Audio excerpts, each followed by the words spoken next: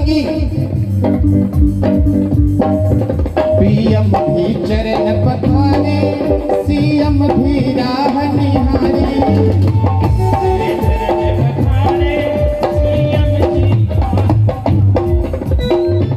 मैं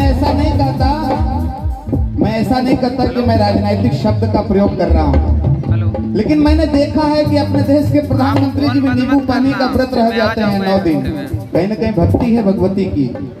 माननीय मुख्यमंत्री जी भी कम से कम सत्ता के सिंहासन पर बैठने के बाद भी भगवती कृपा कर रही हैं। लेकिन मुझे लगता है माँ पीएम भी चरण पखारे, सीएम भी राह निहारे।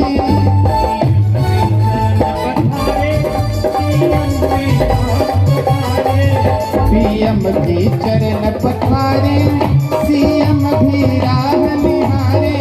पीएम भी चरण पखारे, सीएम भी राह निहारे। आशीष नवावे जग संसार मेरी